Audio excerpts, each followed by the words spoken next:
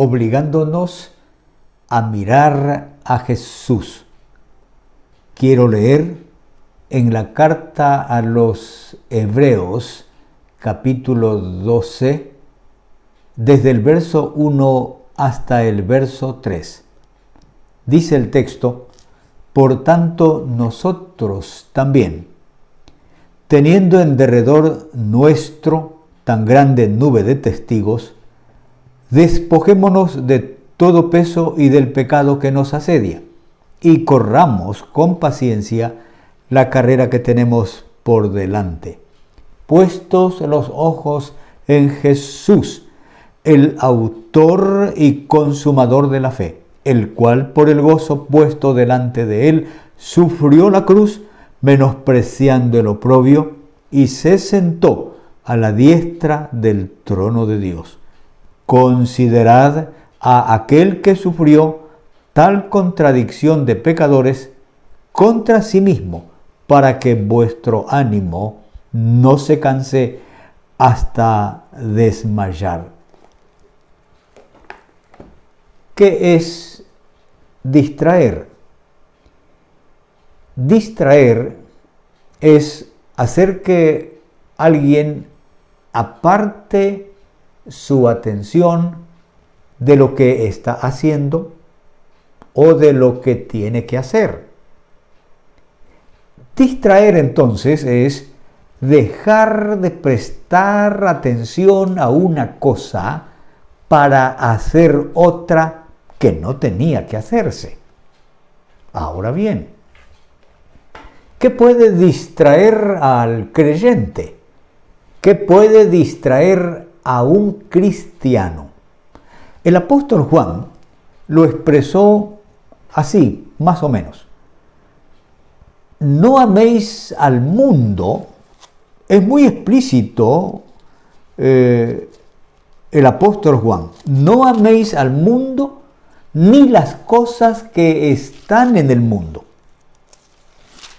Escuche, si alguno ama al mundo, el amor del Padre no está en él. Porque todo lo que hay en el mundo, las distracciones son estas, los deseos de la carne, los deseos de los ojos y la vanagloria de la vida, no proviene del Padre, sino del mundo. Y el mundo pasa, y sus deseos, pero el que hace la voluntad de Dios permanece para siempre. Ahora bien, siendo que estamos rodeados de elementos distractivos, la exhortación a mantener la mirada fija en la verdadera razón de nuestra carrera. Fijemos los ojos en Jesús, es la excitativa de esta escritura. En Hebreos 12 y el verso 2 dice: puestos, escuche esto, puestos, depositados los ojos en Jesús, el autor y consumador de la fe, el cual por el gozo puesto delante de él sufrió la cruz, menospreciando el oprobio, y se sentó a la diestra del trono de Dios. Amigo, el énfasis principal de esta escritura está en la frase inicial del texto: puestos los ojos en Jesús. Las otras palabras son importantes, describen a Jesús en cuanto a su obra, longanimidad y posición. Entonces, ¿dónde fijar los ojos? Dice: fijemos los ojos en Jesús. Nuestros ojos, nuestra mirada, nuestra visión debe estar fija en la persona de Jesucristo, es decir, puesta la mirada en Él. Toda nuestra atención está en su sublime persona y en su sola y única obra. ¿Por qué estamos obligados pienso que la interrogante es buena. ¿Por qué estamos obligados a mirar a Jesús? Bueno, la tendencia del humano es siempre distraer la atención. Por ejemplo, Eva la distrajo su mirada en el árbol prohibido. Los israelitas distrajeron su mirada mirando a sus líderes, también fijando su atención en los dioses falsos de las naciones paganas. ¿Recuerdan ustedes al apóstol Pedro en el lago de Galilea cuando intentó caminar sobre las olas? Simplemente distrajo la atención en las olas, quitándolas de Jesús, y fracasó en el intento. Entonces, tiene sentido. ¡Ey! Miren a Jesús. Esa es la excitativa de esta escritura. ¿Por qué? Amigos, es que la salvación, escúchenme, la salvación le compete solo a Él, solo a Jesucristo. Él es el autor y perfeccionador de nuestra fe. El autor, sí, el autor de nuestra salvación.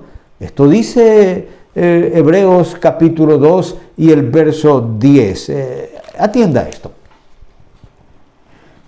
Porque convenía a aquel por cuya causa son todas las cosas y por quien todas las cosas subsisten, que, habiendo de llevar muchos hijos a la gloria, perfeccionase por aflicciones al autor de la salvación de ellos, al autor de la salvación de ellos, a Jesús. Jesús fue quien entró al santuario celestial con su propia sangre. Esto lo registra esta misma carta en el capítulo 6, el verso 19 y el verso 20. Dice de este modo: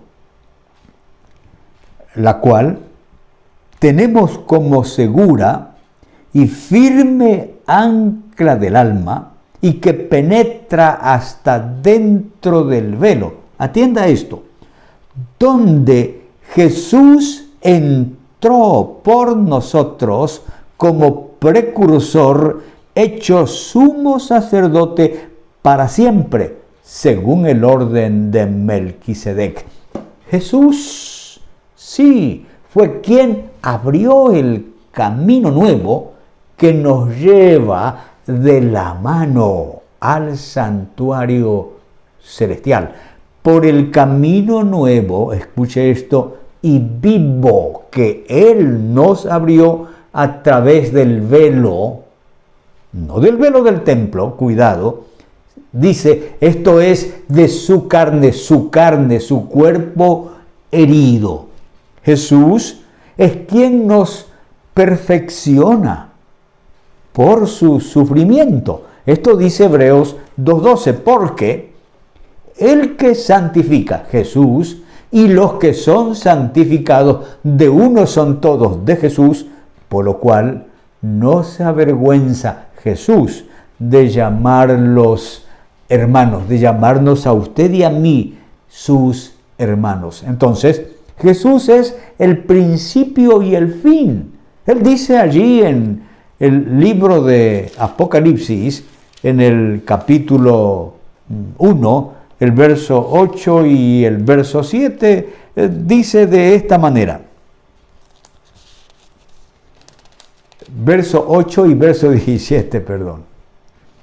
Dice el texto: yo soy el alfa y la omega, principio y fin, dice el Señor, el que es y que era y que ha de venir, el Todopoderoso. El verso 17, no temas, yo soy el primero y el último. Por lo tanto, sí, por lo tanto, por consiguiente, si Él es el primero y el último, nuestros ojos, nuestra mirada, nuestra visión debe estar fija solo en la persona de Jesucristo. Jesús siempre, amigo, hermano querido, Jesús siempre tuvo el gozo puesto delante de Él. Esto quiere decir que el gozo que tenía el Señor Jesús era, escúcheme, ver después de su sacrificio al ser humano, al hombre y a la mujer redimidos. Por eso se sometió a la muerte de cruz. ¿Y cuál es ese gozo? Que sólo así, porque no había otra manera, que sólo así, por su sufrimiento, hizo posible nuestra salvación, la salvación suya y la salvación mía. Así estaba diseñado el camino de su sufrimiento y estaba diseñado desde la eternidad. El profeta Isaías, en el capítulo 53, dice de este modo, en el verso 4 y el verso 6. Sin duda es un texto que ustedes lo manejan bien. Dice, ciertamente llevó Él, Jesús, nuestras enfermedades, escuche, y sufrió nuestros dolores, y nosotros le tuvimos por azotado, por herido de Dios y abatido. Mas Él, Jesús, herido fue por nuestras rebeliones, molido por nuestros pecados. El castigo de nuestra paz fue sobre Él y por su llaga fuimos nosotros curados. Todos, nosotros, todos. No hay uno, dice el apóstol Pablo, nos descarriamos como ovejas, cada cual se apartó por su camino, mas Jehová, Dios el Padre, cargó en Él, en Jesús, el pecado de todos nosotros. De este modo, amigo, al término de tan grandiosa obra, a pesar del sufrimiento al que fue sometido, lo llenó de gozo pleno. Por eso, sí, por eso, por la salvación mía y la suya, soportó la cruz. Esta es una expresión demasiado descriptiva. En pocas letras nos descubre toda la pasión de su muerte. Estuvo solo en el sufrimiento de la agonía, allí en el Getsemaní. Estuvo solo durante el juicio entre el sumo sacerdote y Poncio Pilato. Estuvo solo, soportó la ira de Dios allí en el Calvario y exclamó: ¿por qué me has abandonado? En su sufrimiento, Jesús demostró visiblemente al Hijo del Hombre. Soportó obedientemente la plena angustia de la muerte en la cruz por usted y por mí. Por eso menospreció su propia vergüenza por nuestra salvación. Los judíos que demandaron la crucifixión de Jesucristo lo pusieron bajo la maldición de Dios, sabiendo que Dios había dicho así: no dejaréis que su cuerpo de un condenado pase la noche sobre el madero, sin falta lo enterrarás el mismo día. Escuche esto, A esto se sometió el Señor Jesucristo, porque maldito por Dios es el colgado. Y no contaminarás tu tierra, porque Jehová tu Dios te da por heredad. De esta manera, amigos, el Señor Jesús fue sometido a la máxima vergüenza. Él tomó sobre sus hombros la maldición que pesaba sobre cada ser humano. Y para ser evidente a los redimidos el gozo que Dios había puesto delante de él, se sentó, amigos, sí, se sentó a la diestra del trono de Dios en victoria. Con poquísimas palabras, el escritor bíblico nos ha proporcionado un sobrio relato de la vida, pasión, muerte, resurrección y glorificación de Jesucristo. El punto culminante es el entronamiento de Jesús a la diestra del Padre. Ese lugar de honor le pertenece, hermano, solo a Él, y será suyo solamente por toda la eternidad.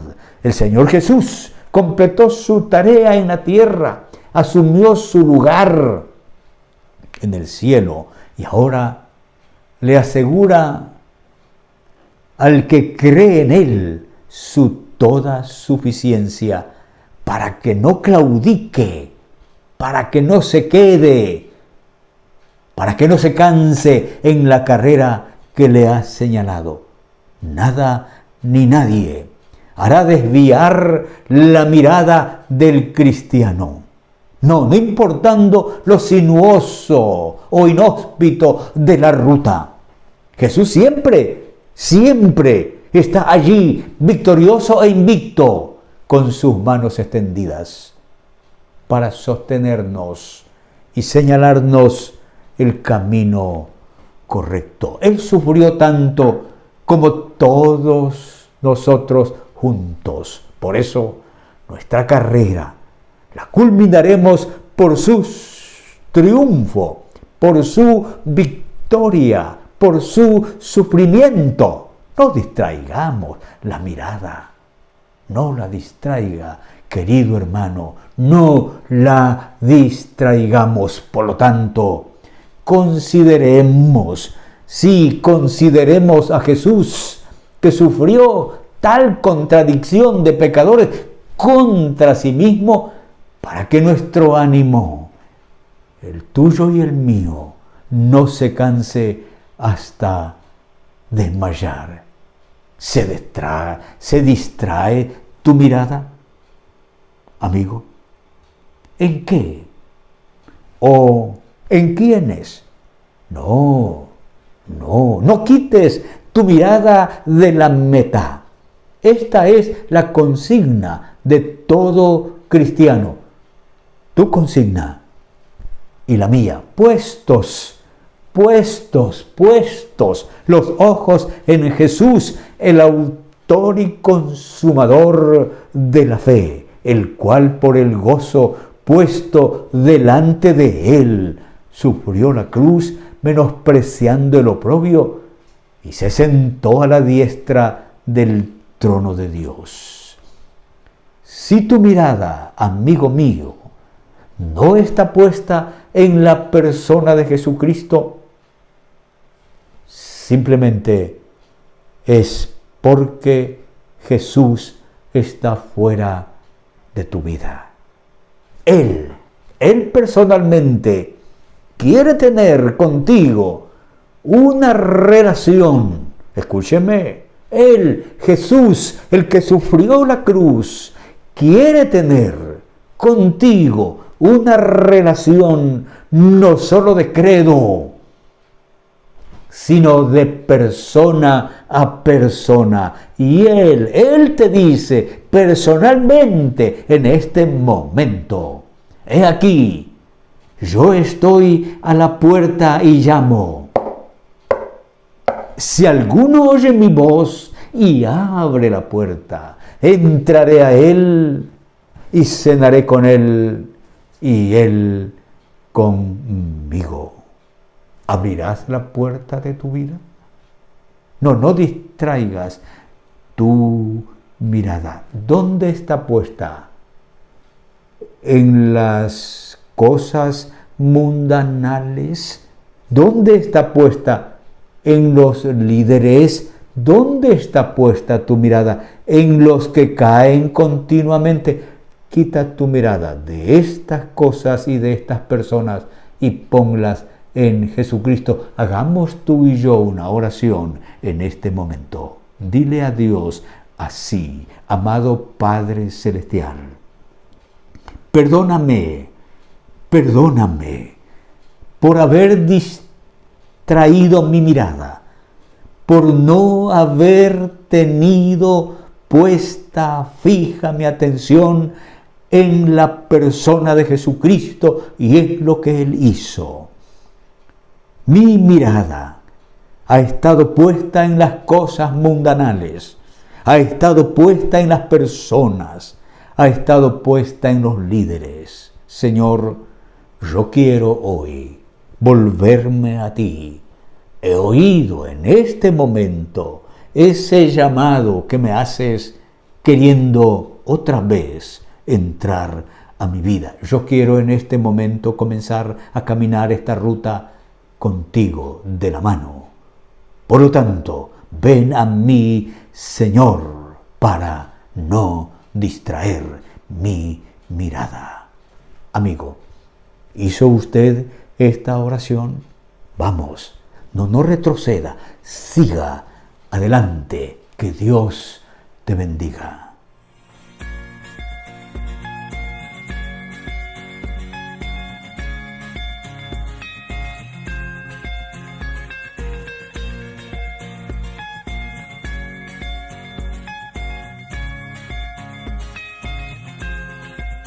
Todo pasa, mas tú no pasarás. En gracia tú siempre